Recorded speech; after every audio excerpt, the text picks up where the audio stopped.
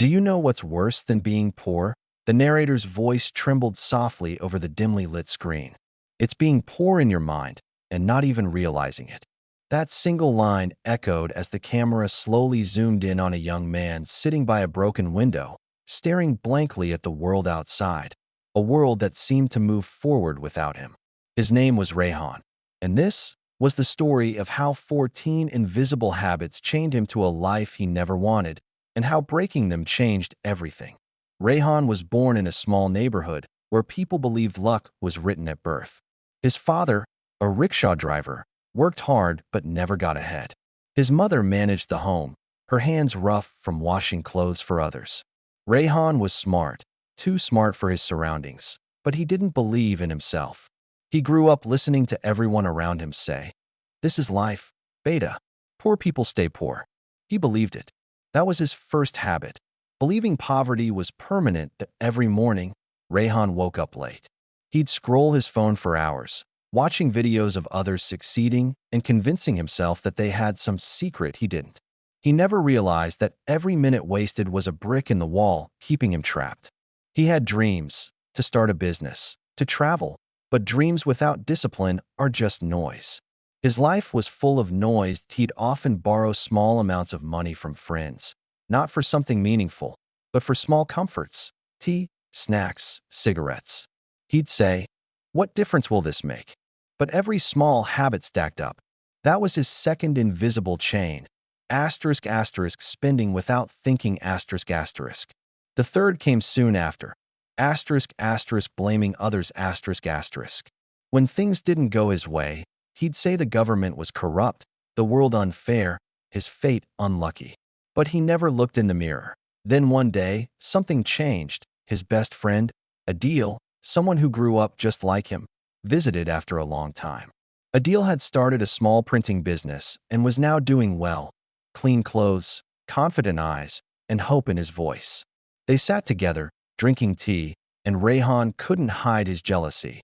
"How did you manage all this, Yar?" he asked, pretending not to care. Adil smiled. "I stopped doing what keeps us poor." Rehan frowned. "What do you mean?" "I changed my habits. That's it." Adil didn't say much else, but those words hit Rehan like thunder. That night, he couldn't sleep. He realized he'd been waiting for miracles, not movement. He remembered how he laughed at people who read books, how he said, "tomorrow," every time an opportunity came, how he hung around negative friends who told him to relax, enjoy life. That was another trap. Asterisk asterisk the habit of comfort asterisk asterisk. Weeks passed. One morning, Rehan saw his reflection in the mirror. Dark circles, messy hair, tired eyes.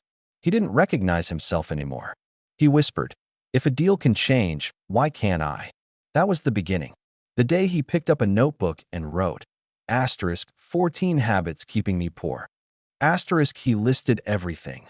Laziness, excuses, gossip, overspending, fear, comparison, ego, no savings, no learning, no discipline, no patience, bad company, no planning, no gratitude.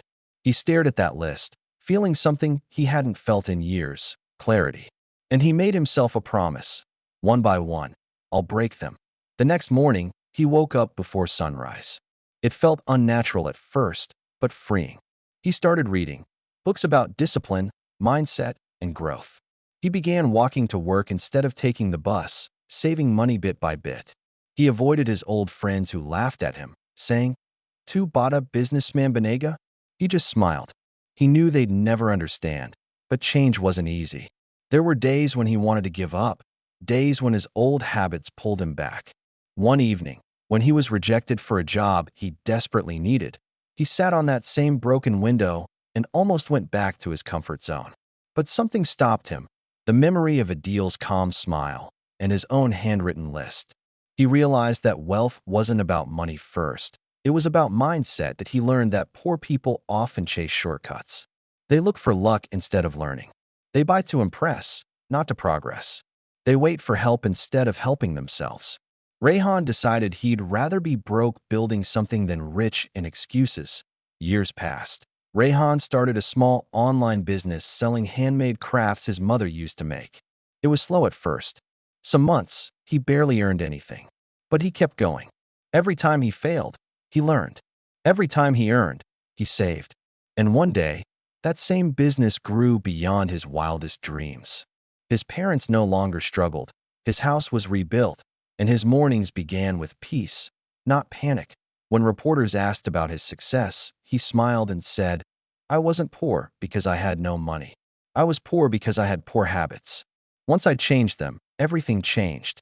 The screen fades to Rehan standing in front of a group of young people, speaking at a local event. His voice is calm but powerful. "Listen to me. Poverty starts in your mind. If you don't change your habits, no amount of money can save you.